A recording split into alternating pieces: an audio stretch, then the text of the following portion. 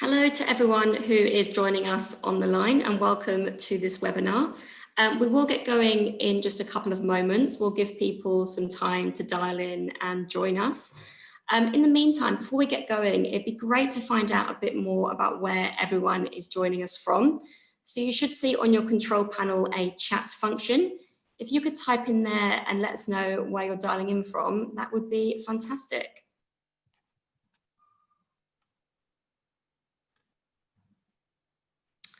So we've got some Victorians, Sydney, Brisbane, all the usual suspects here, Peter. Sydney again, Perth. Wonderful, we've got people from all over Australia, that's brilliant. Have we got any international visitors today? Oh yeah, we've got someone from the Philippines, Singapore. Well, welcome to both our domestic and international visitors today.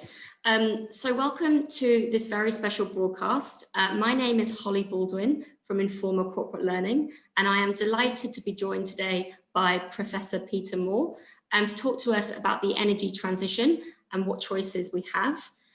Peter is an associate professor at Curtin University in the Faculty of Science and Engineering. He's delivered executive education for oil, gas and energy clients for a number of years, and has also held roles at ExxonMobil, Woodside and Curtin University, as well as sitting on the board for a number of ASX energy companies. In addition to all of this, Peter also has his own consultancy company. This webinar today reflects his personal views and is not associated with those of any organisation. Before we actually get going into the content, just some housekeeping points. And this content will run for about 30 to 40 minutes, where Peter will share some kind of fantastic insight with you. And then after that, we will do a Q&A session, and we will get to as many questions as we possibly can. So please, please, please, as the webinar goes on, keep those questions coming. You should see a Q&A tab on your control panel. Pop your questions in there, and we'll get to them as soon as we possibly can. So welcome, Peter. Thanks, Holly, and good morning or good afternoon to everyone, depending on where you are. We've definitely got a diverse audience. We're going to have some both some morning and afternoon people, I think.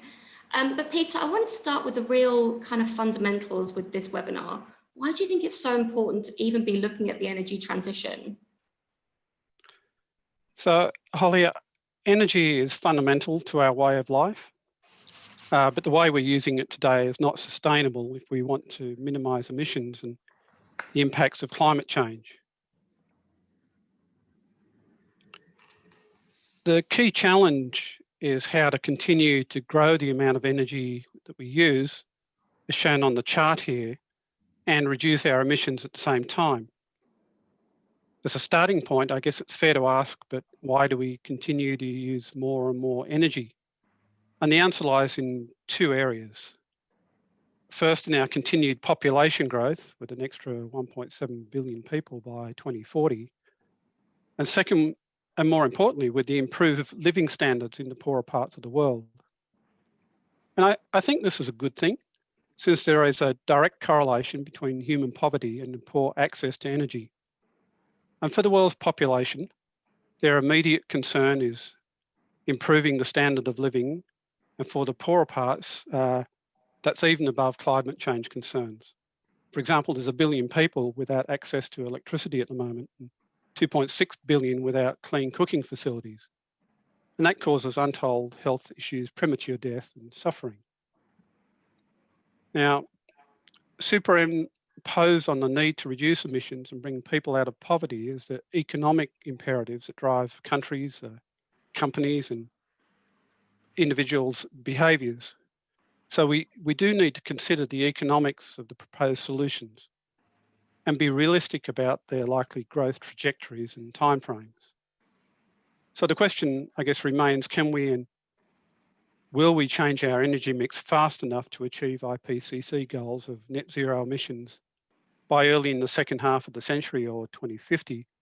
And that's just 30 years away.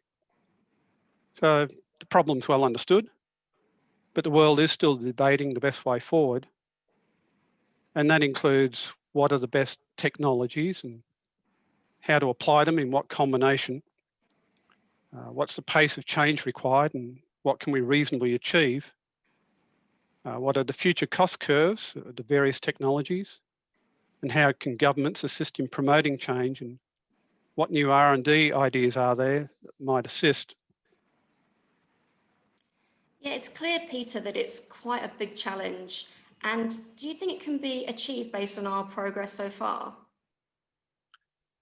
Well, it depends on what incentives are put in place, what technologies can be developed, how costs and consumption can be reduced, and how unified the global approach is.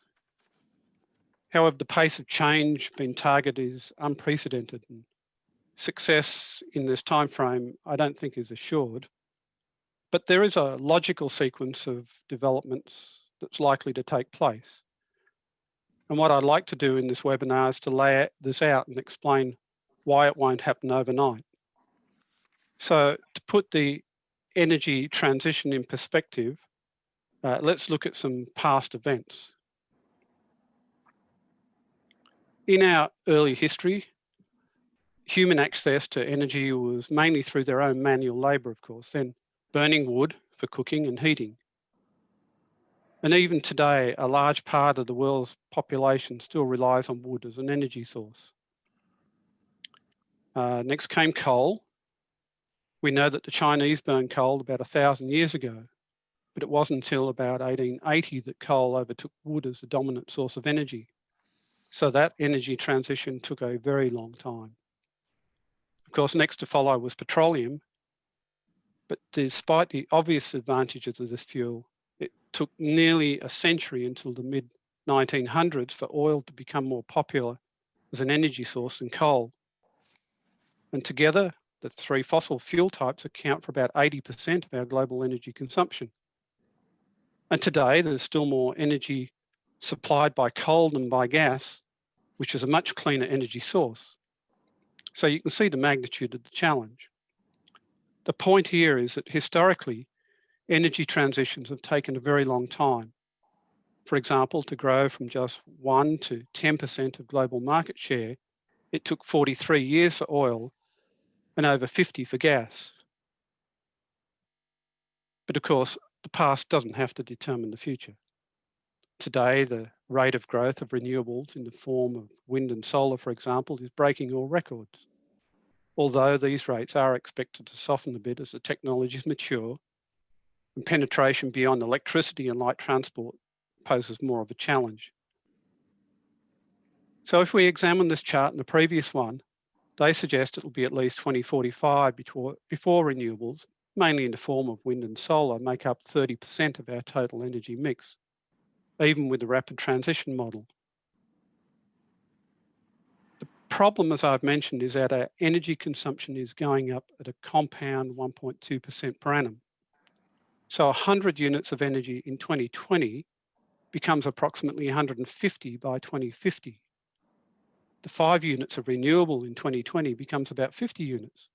So a 1,000-fold increase, which is really impressive. But it still doesn't manage to dramatically reduce the amount of other forms of energy, including fossil fuels in the system. Now, of course, there's a lot of assumptions built into these long-term models, which can change with technology advances and the levels of incentives to act. But the challenge, I think, is clear and relates to our love affair with energy versus the need to reduce emissions by growing alternatives from a very small base. Yeah, Peter, from my perspective, I mean, in order to move forward, we need to understand what exactly it is that's holding us back. What do you think we can do to move forward faster? Well, to answer this, we need to understand how energy is used. What are the various types of energy and why one form of energy might be preferred over some others. So let's have a look at main forms of energy that are most frequently in the news.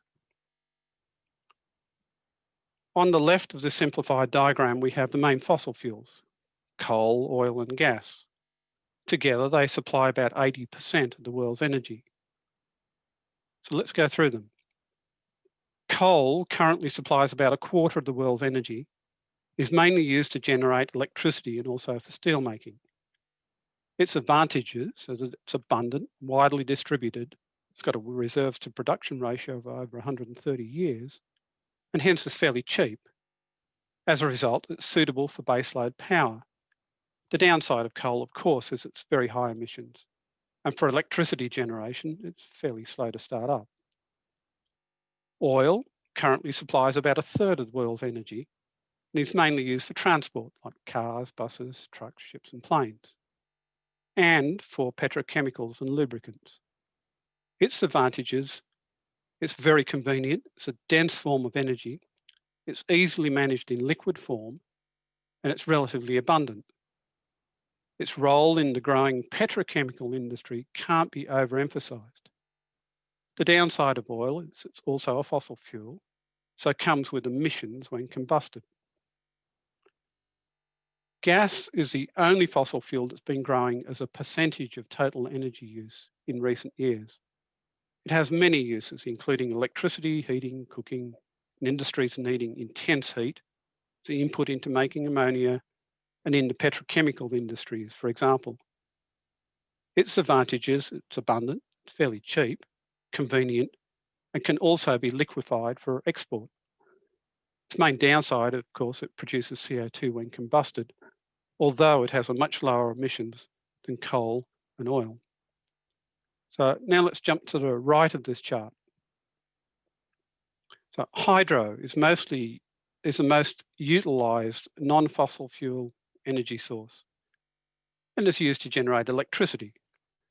Its advantages are it's emissions-free, and unlike PV, solar and wind, it's dispatchable because as soon as you open the tap, you generate electricity. For pumped hydro, you can also store the energy and reuse the water. It can also be built at scale. Its disadvantages are the limited number of suitable sites available and the construction costs. And for these reasons, the future growth of hydro is thought to be fairly modest.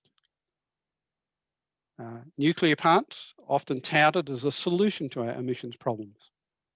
They're used to generate electricity and are popular in some countries such as France, the USA, China, and South Korea. Their advantages are that it can produce a very large amount of power from a small site. Uranium is actually fairly cheap, and they don't produce carbon dioxide. Their disadvantages are the high construction and decommissioning costs, the association with weapons and radiation, and hence their social acceptance. The electricity they produce is also, in the West, not generally very cheap. Wind is also used to generate electricity. Its advantages: it's technologically very simple, fairly cheap for onshore, and emissions-free, of course, like the others, ignoring construction and materials inputs. Its disadvantages: it's a variable output, it's only economically viable in certain areas. So offshore wind farms can solve the land space problem that happened in Europe, and they have a better wind supply. But at present, they're relatively expensive. And we come to solar PV. Solar PV is growing rapidly, both on rooftops and in solar farms. It is also used to directly generate electricity. Its advantages: it's simple, in most cases with no moving parts. It's cheap, scalable, and emissions-free. Its disadvantages: it's variable output, has a low energy density, and electricity can't be directly stored. Solar thermal tackles the storage problem, but does add considerable cost. Then traditional biomass, the burning of waste and crop residues, is important in low-income settings today, but fortunately declining. On the other hand, modern biofuels such as bioethanol and biodiesel, made from crops such as corn, sugarcane, hemp, cassava, are growing in importance as fossil fuel replacements. Now, as a footnote, I should point out that the exact amount of biomass consumed by our global energy system is uncertain, because a lot of it happens in third world countries and isn't recorded. But I have seen figures as high as 10% versus the 5% I've shown here. However, As we can see from this diagram, the renewable and non-fossil fuel energy sources mostly produce electricity.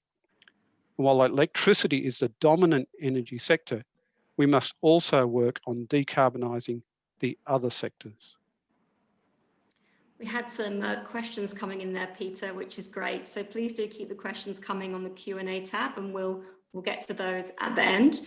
But moving on, it seems to me, Peter, there's lots of energy, lots of options for decarbonising electricity. Can you talk to us a bit more about how the options compare and compete? Well, as shown here, over 40% of our energy production globally goes into the generation of electricity. And this percentage has been steadily growing over time from about 25% in the 1960s.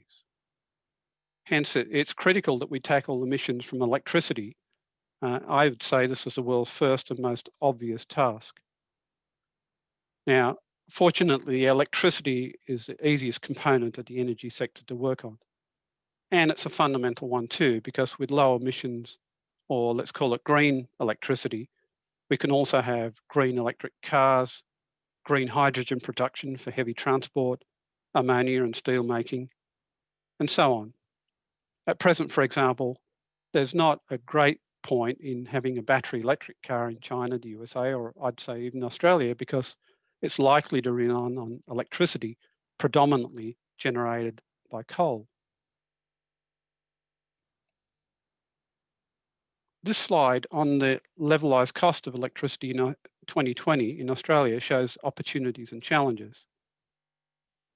To put this in perspective, globally over 60% of our electricity generation comes from fossil fuels, comprising 39% from coal and 22% from gas, the rest being made up of a range of technologies, including hydro, nuclear, wind, solar, and geothermal and biomass.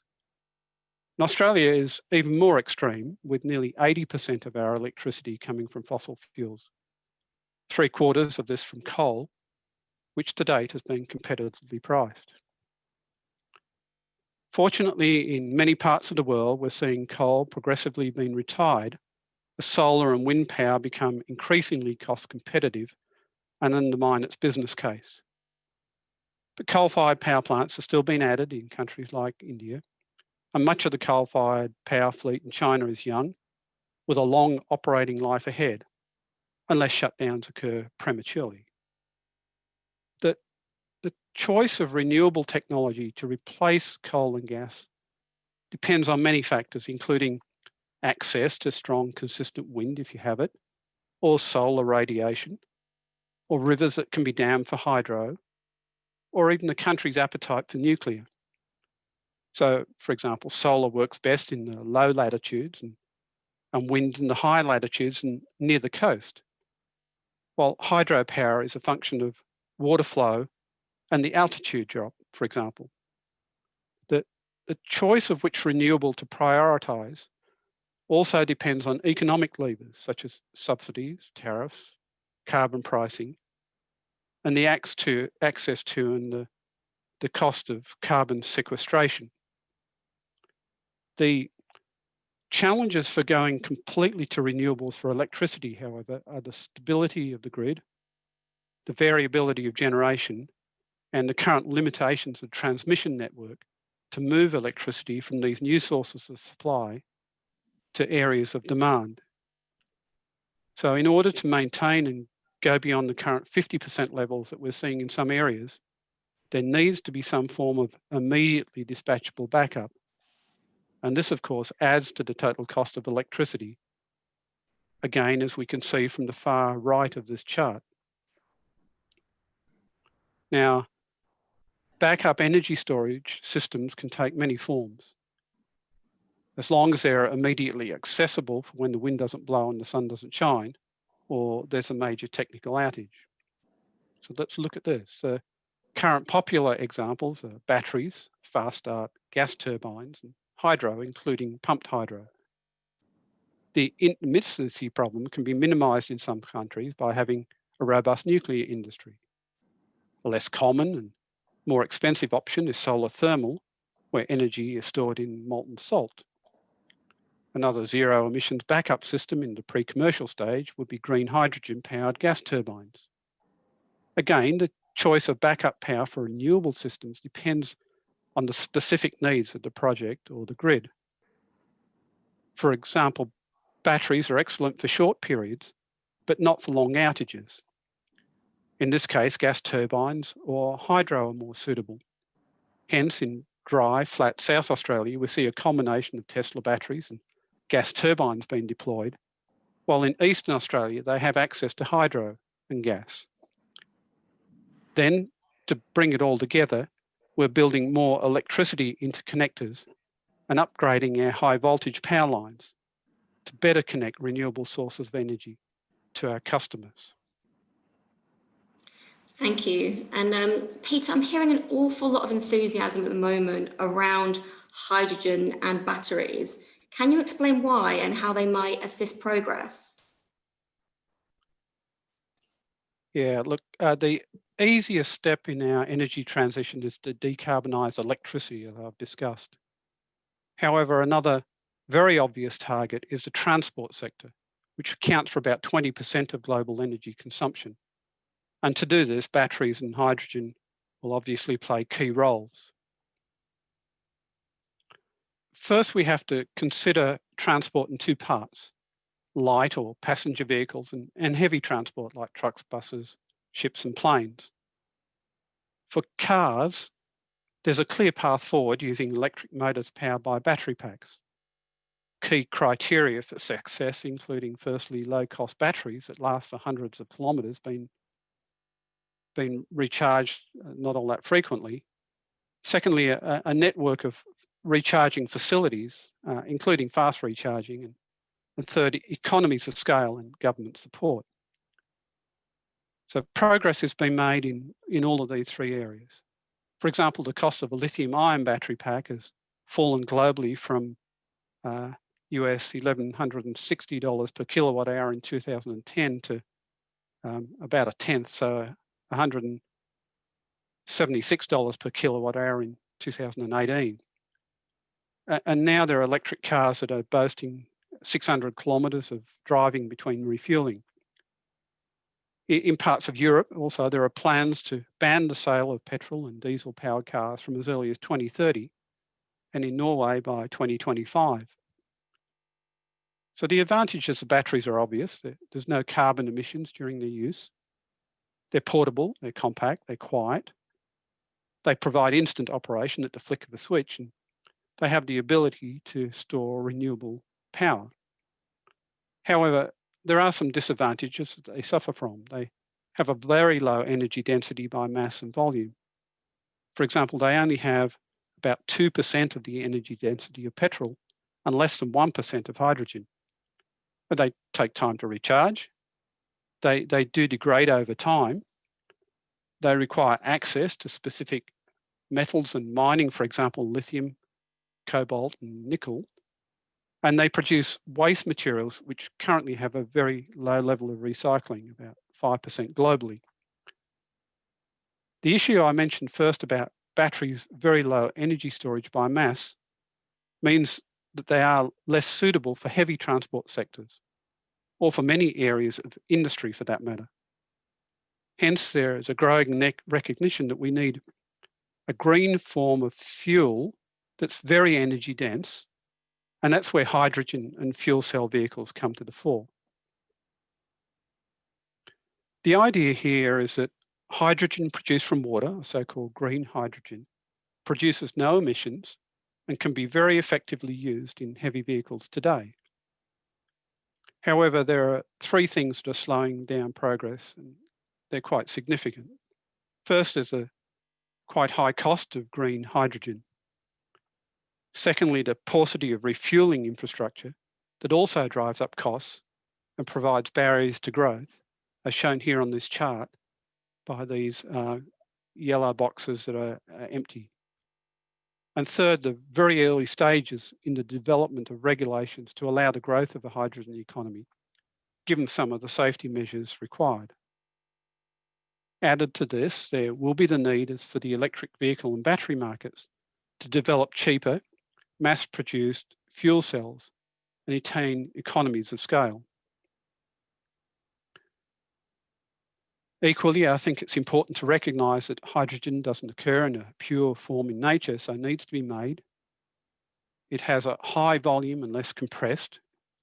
The temperature at which can be converted to a liquid is minus 253 degrees centigrade, which is just 6 degrees centigrade above absolute zero. And it can make steel pipelines and equipment brittle if it's present in sufficient time in high quantities. I also think a challenge for hydrogen in the transport sector will be competition from electric vehicles, and batteries become cheaper and more efficient. And as they get a head start on developing a supply chain and recharging network. Countering this, however, is the cleanliness of hydrogen, its faster fuel ability, and hydrogen's very superior energy density.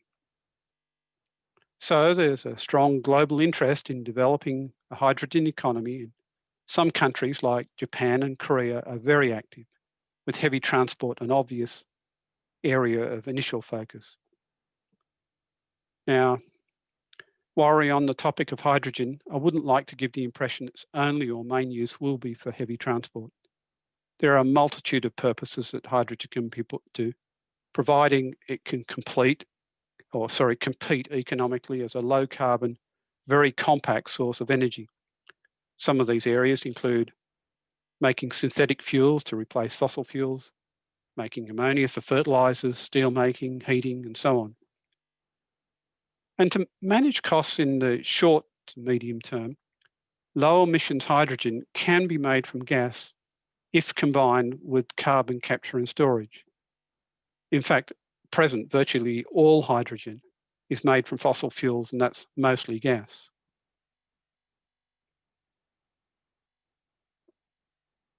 Sorry, Holly, just on mute.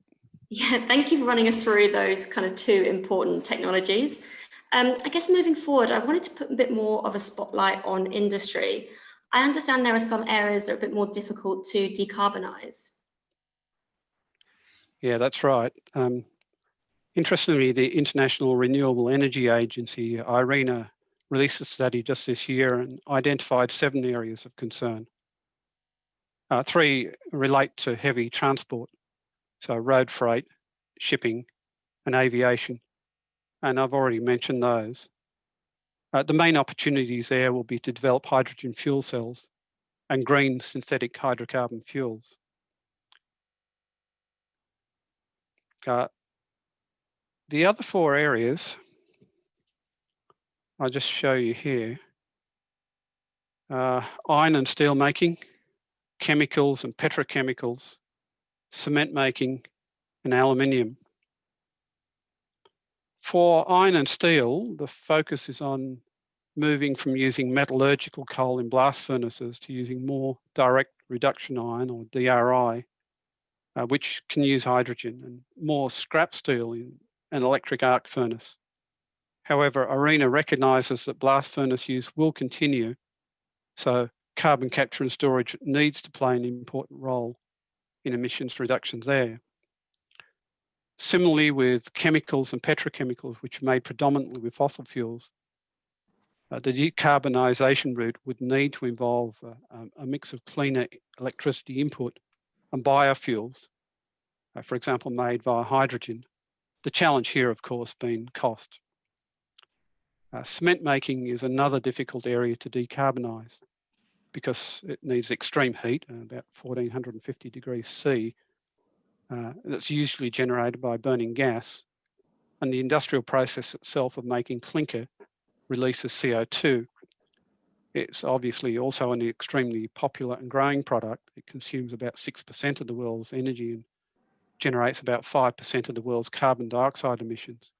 And so it's pretty price sensitive, actually. Fuel substitution, carbon capture and storage, and partial substitution of clinker for alternative binders have been suggested as ways of cutting emissions. Aluminium should be a bit easier to deal with since most of the emissions come from using electricity, predominantly from non-renewable sources. However, the industry is incredibly sensitive to electricity prices and energy prices. Overall, as you can see from this diagram, The way emissions might be reduced in these 4 industries involves a combination of 5 things. So cleaner electricity, fossil fuel substitution, some use of renewable heat and biomass, importantly, demand reduction, and lastly, and quite importantly as well, carbon capture and storage.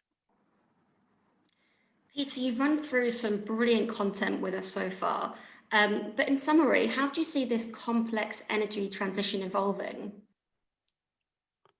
Yeah. So I think it's important to recognise, in summary, some key facts.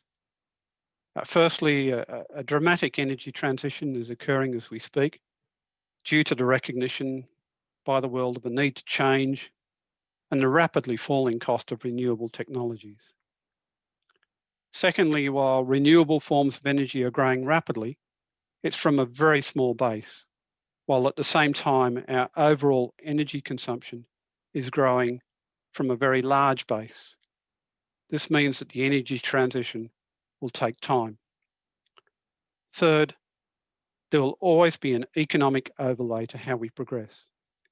In the end, these alternate forms of low emission technologies need to be economically competitive, although with the assistance of carbon pricing and emissions trading as they gradually evolve. And fourth, we will not eliminate all sources of carbon from our energy system by 2050. So we need to capture and store carbon as well. For example, in underground geological storage sites and in the soil, and possibly even direct carbon capture from the air if we are obtain net zero emissions. It's also important that we pay attention to the 4 energy consuming sectors shown here. So buildings, transport, industry, and non-combusted applications given their current fossil fuel use. With this in mind, I think most governments and major institutions agree that all reasonable avenues need to be pursued, since to achieve our goals, we will need all of the tools available to us. That includes things that we've talked about, such as eliminating most fossil fuels from electricity, maintaining the nuclear industry, developing the electric car fleet, and starting to build a hydrogen economy. And there are a few core areas that I haven't had time to cover, such as producing heat from biomass, soil carbon storage, geothermal energy, wave and tidal energy, just to name a few. So while renewables are clearly the growing future, equally governments and the main energy research institutes recognise that we need to progress carbon capture and storage for gas and possibly coal. This is necessary because they are competitive sources of energy in high usage at present, and their consumption is not about to suddenly disappear. My final point is that the energy transition is progressing in a somewhat predictable and logical manner, with the power sector being first, easiest, and most important sector to decarbonise, since renewable forms of energy mostly produce electricity. The next step is to develop battery electric transport to make use of this cleaned up electricity grid. Then, if we want to tackle the harder areas to decarbonise, we're going to have to nurture the emerging hydrogen industry. We're also going to have to get serious about carbon storage, both underground and by agricultural means.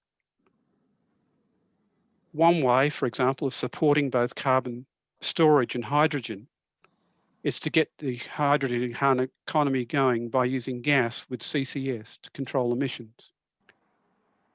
This is because gas with carbon capture and storage has the potential to lower the cost of producing low emissions hydrogen, which will help to grow the hydrogen economy, which in turn will speed up the decarbonisation process in the more difficult industrial areas.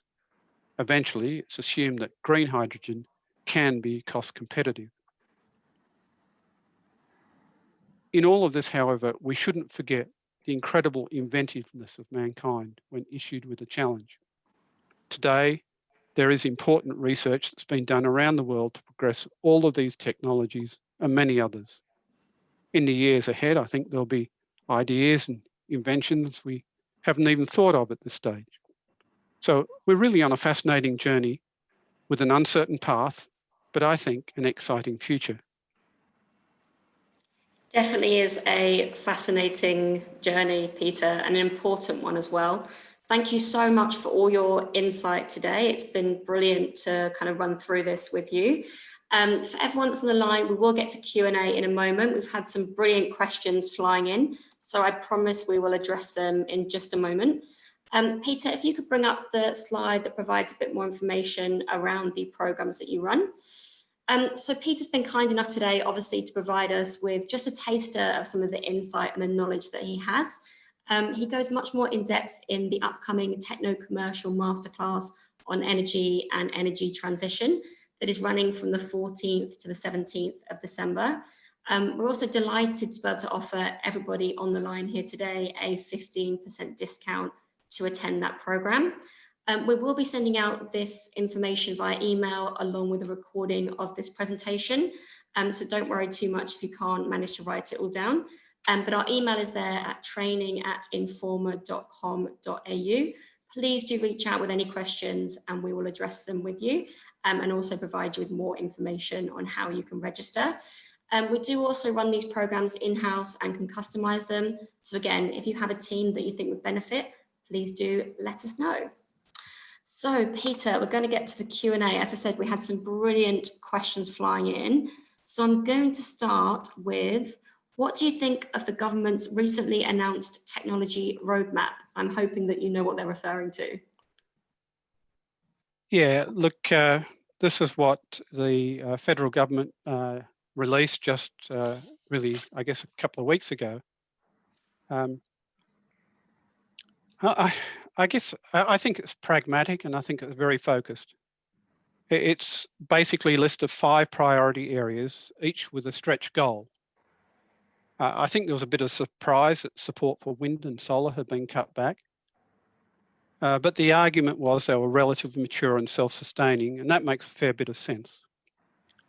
The other observation is that the roadmap's goals are aspirational and don't have a time frame attached, so they've been careful not to pin themselves down or promise too much, since in the end it's industry that has to deliver. So there are 5 areas: clean hydrogen, energy storage, low carbon materials, carbon capture and storage, and low cost soil carbon measurements. So let's just have a quick sort of walk through those.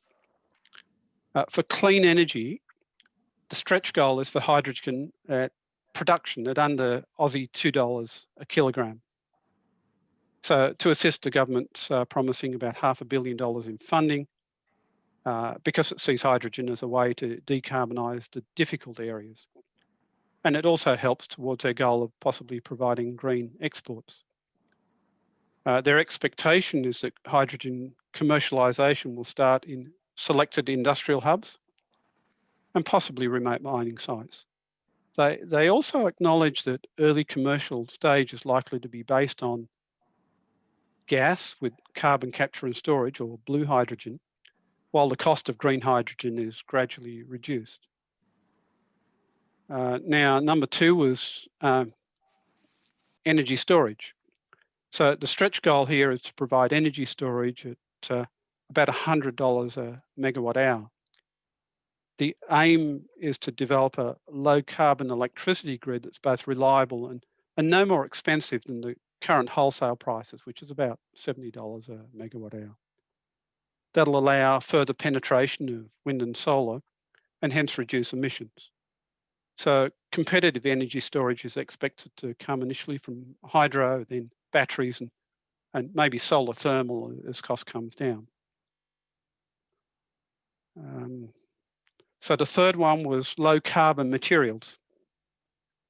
The aim here is to protect and develop important industries like steel making and aluminium.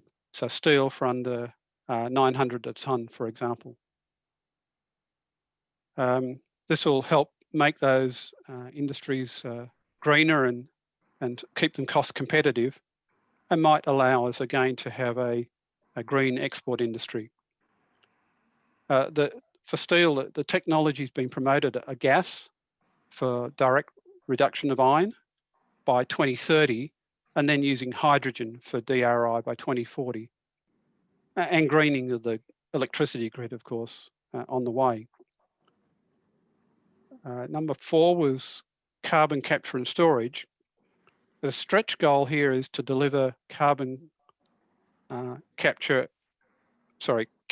compression, I should say, transport and storage for less than $20 a tonne.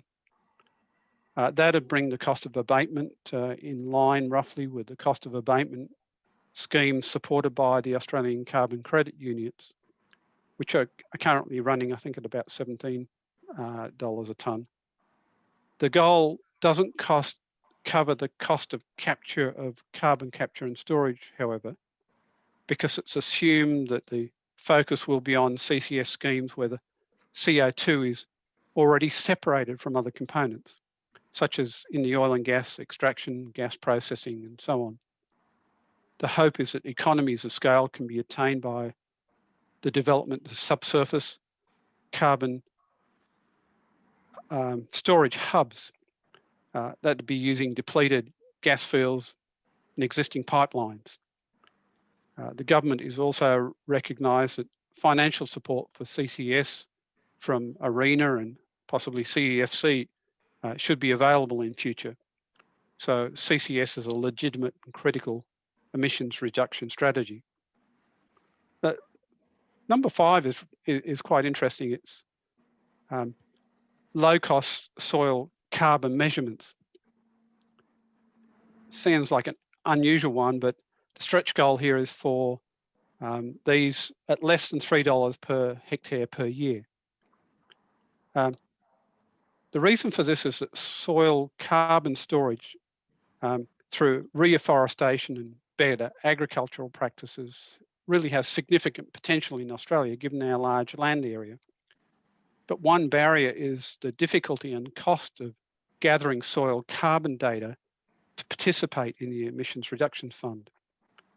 Currently, the cost of this is 10 times more. It's about $30.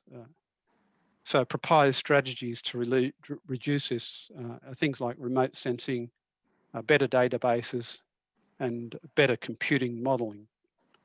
So, Holly, you can see the government is gradually moving away from supporting the more mature technologies of solar and wind, and instead putting their support behind emerging technologies that might be needed if we're going to reduce emissions to the more challenging parts of our energy system. Thank you, Peter. I hope that helped whoever asked that particular question. Moving on, I've got a brilliant one here, Peter. It says, those opposing the clean energy transition would always raise the economic issues, i.e. tax revenue losses, unemployment / job losses, etc. What are your thoughts on how this can be addressed? Well, I think we're looking at the reality of the fact that the global energy industry is huge. It's not an industry, it's the way our world runs. And so in the end, we're all going to have to pay for this transition. And governments can do a lot.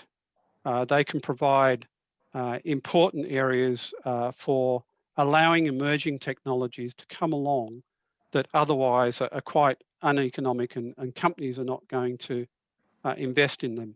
So the governments play a critical role in trying to drive this. With the passage of time though, as we've seen with solar and wind, the economies of scale pick up, the costs do come down, and then these things take off on their own.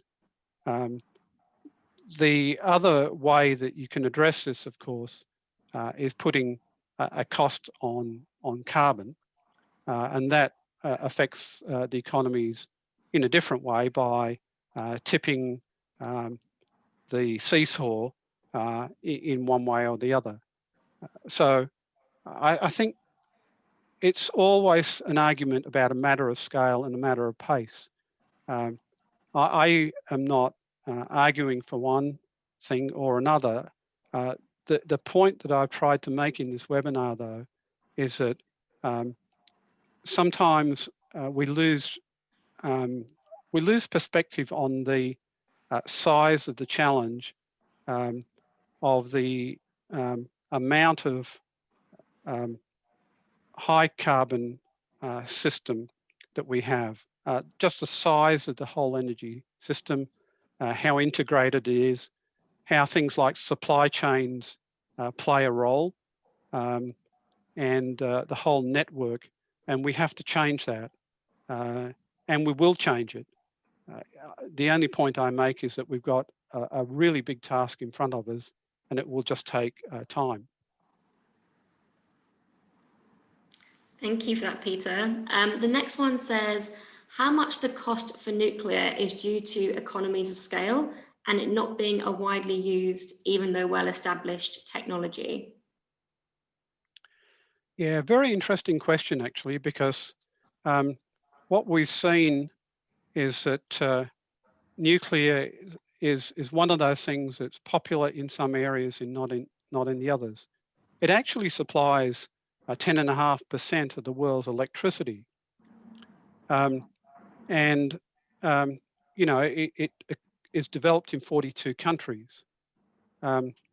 It's only growing at about 1.1%, so it's not growing particularly fast. But in the USA, when you have a look at the levelized costs of energy from it, you know, the estimates that I've seen are in the sort of $110 to $190 a megawatt hour. So it does look like it's more expensive than other sources.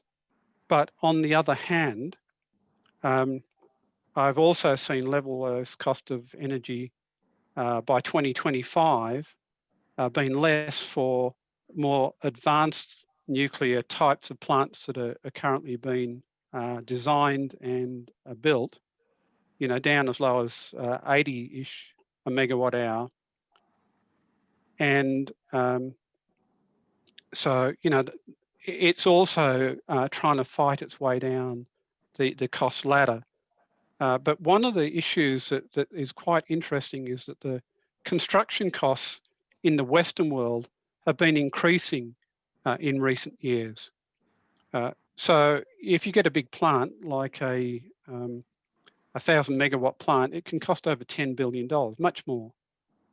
But what we've also seen on the other side of the equation is that countries like China and South Korea are doing it now much more cheaply than the West. And it's believed there that this is about economies of scale, their cheaper labour, and some of their more advanced designs that are helping keep costs under control. So we're seeing a little bit of a bifurcation here. And that's why when you look at where is the big growth in new nuclear, it's happening in Asia, it's happening in China and South Korea. Thank you, Peter. The next one is, do you envisage carbon emissions trading or carbon credits taking off in Asia Pacific?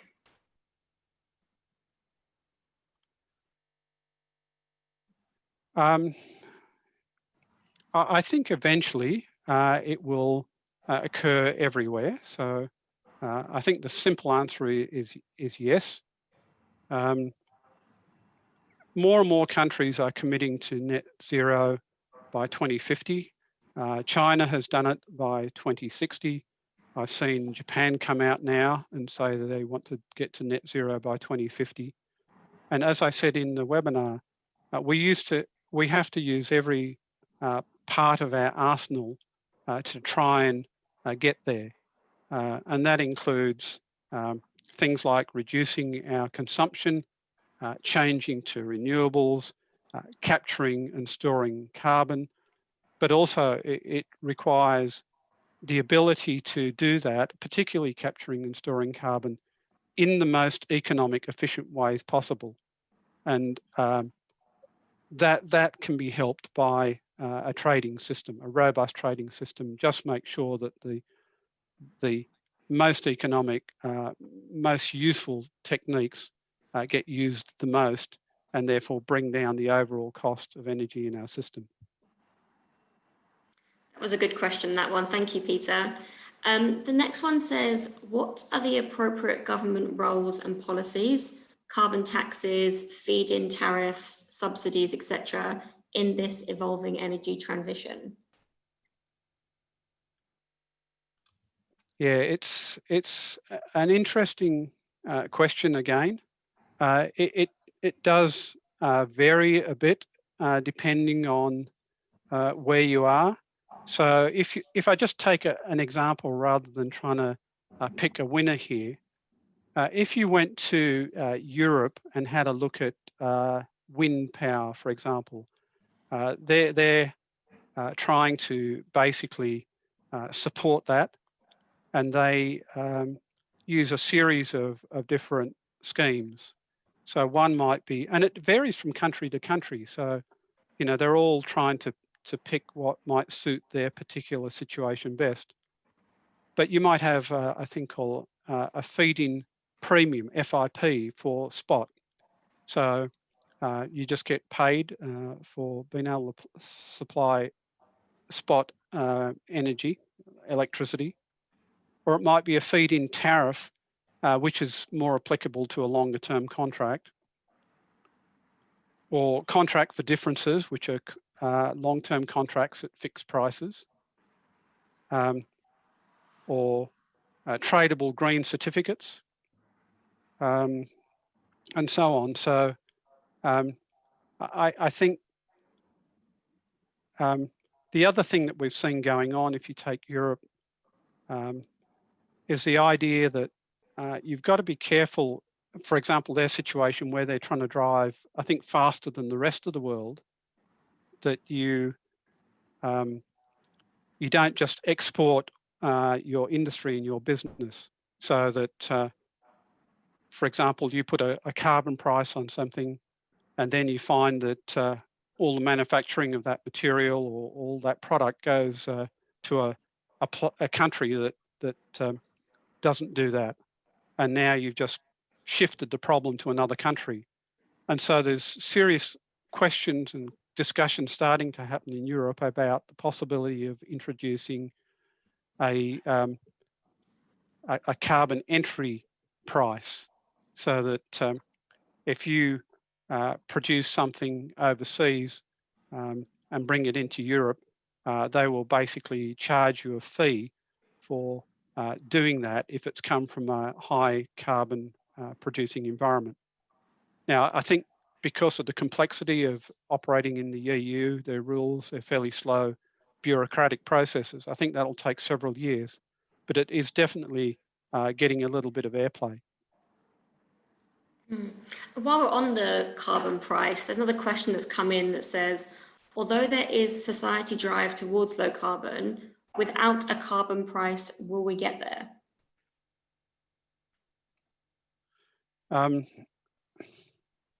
Yeah, it's kind of, again, it's one of these yes/no questions, and I think that makes it difficult to answer. It may be, but we absolutely do end up needing a carbon price. I think, though, if you take, say, the way Australia is approaching some of its issues, we don't have a carbon price. We are progressing along the road of meeting our Paris agreements, and you know, there's arguments about that, but there are other mechanisms that we're currently using. So you've got the various funding mechanisms. We have the Australian carbon credit units, and that's a somewhat different system. But carbon price, I think, is the most widely discussed system, and some people would argue that it is a sort of very fair system across the board. The issue becomes of course, this is a global problem, and it's got to be tackled in a global way. Now, I don't think there's an easy answer to this, but I think most companies and most organisations are assuming a carbon price in their work and their modelling, and certainly the task force for financial disclosures, TCFD, requires companies to think about the financial impacts of a carbon price applying to their businesses. Thank you, Peter. The next question says, are there any signs in the reduction of the correlation of country GDP and the carbon emissions? And are there any recent papers that you know of in the topic? I think that one I'd have to take on notice, Holly. Just fine. off the top of my head, I just can't think of a good answer to that. No, that's fine. The next one says, how do we decarbonise residential and commercial heating? Is there a clear winner between electrification and renewable gases, such as hydrogen, or does it depend more on the local context? I think as we stand at the moment, electricity versus hydrogen is probably got the heads up. If you can make green, clean electricity, then what you can do in houses and buildings is that you can do just about everything you need in that building in terms of energy. So you can turn a light on with a power switch, you can heat, you can cool. So in summer you can have your air conditioning. You can heat, you can cook. So just about everything you need to do, you can do with electricity. It's going to be cheaper than green hydrogen. And green hydrogen, of course, being a gas, yeah, you can make electricity out of it, but since you have to use electricity to make hydrogen, to generate electricity, clearly the most economic way of using electricity is, if you can, use it directly rather than going in and out via hydrogen. So the other problem that hydrogen has got, not only is it more expensive than electricity, and it's going to stay that way, I would say, but if you think about a building, you have more problems doing everything with hydrogen that you need to do in a building. So you've still got to have electric light bulbs and some other things. And so my view is that electricity is going to be pretty important in buildings. Of course, hydrogen could be very good for gas heating. But again, when it comes to, say, buildings, you've got to think about how many different types of power systems are they going to install in a building. And the other thing is that for existing buildings, they've already got an electricity supply into them. So electricity's got quite a jump on it. Just as another sideline, I just say, if you look at the ACT at the moment where I live, the government that's just got in, the Labor Greens government, has basically said, well, certainly the Greens have said, we don't want to see any more new suburbs built with gas pipelines in them. We want everything in future to be run off electricity. So you can see the push there away from gas, and I think it's going to be dominantly towards electricity. We've had a few questions of people coming in about whether they'll be able to get the slide presentations, and the answer is yes. So we will be sending out a recording via email, so please do look out for that. The next one, Peter says, I'll give you some context. I think this one came in when you were talking about the positives and negatives of different energy sources. So it says, how about geothermal energy and your thoughts on that? It's an interesting one because I spent about a year working for the federal government on handing out geothermal energy grants about a decade ago. And unfortunately, we handed out $50 million and that money really didn't go anywhere. There's some obvious areas where geothermal works very well. You know, in New Zealand, for example, that's got geothermal steam. But when you go to, say, what we did in Australia, you have to drill quite deep wells. The way that they work is you normally put water down one hole. It goes into the formation, and then you extract it from a second well. They're into quite hot rocks, and what we found was that the cost of it versus the electricity generated was too much. The second problem was that the very hot water, of course, that comes back out has the ability to deposit lots of minerals. And so a company that was operating up in the Cooper Basin in Central Australia found that their pipes were corroding under the high temperature and the mineral content. Also, some of these sites were quite a long way from the electricity transmission grid. So the cost of getting from the site onto the electricity grid was also problematic. So it will be a continued useful source, but in a pretty small scale overall, I would say. Perfect. I'm conscious a little bit of time here, Peter, but do you have time for just a couple more questions? Yeah, okay. That's fine.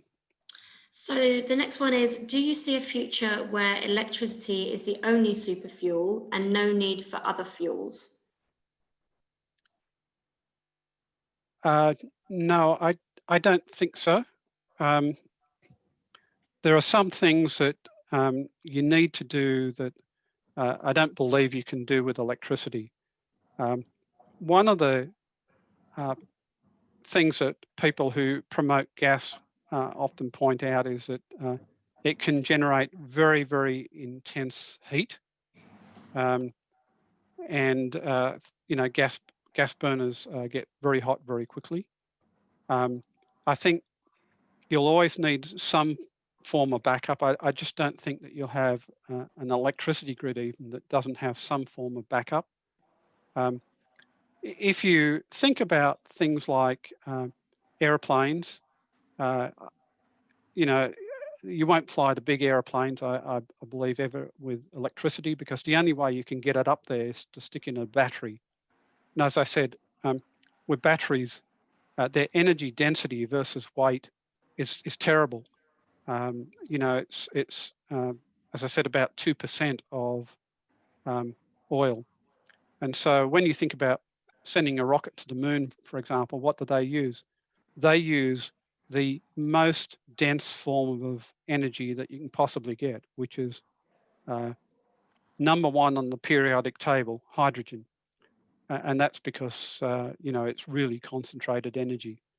And so in a lot of parts of industry, I still think in heavy transport, you know, we'll see other forms. And just in the last week or so, we've seen Elon Musk come out and say, you know, they're going to back off trying to get batteries in some of the heaviest transport, because I think they're finding it difficult. Perfect. Thank you, Peter. And the last one we'll end up with, because we are slightly running out of time here, is, and again, you might have to take this one on notice, Peter, but we'll see how we go. It says, do you think the current ACCU price is low and is going to go up in the future? Yeah, the current Australian credit carbon unit price is about $17. My understanding, it's basically on what people can, it's a reverse auction, so what people can bid in at. So if you are storing carbon in the soil and you think you can do it for that price or less, then you can bid in and carry out that activity and store carbon and potentially make some profit out of it. So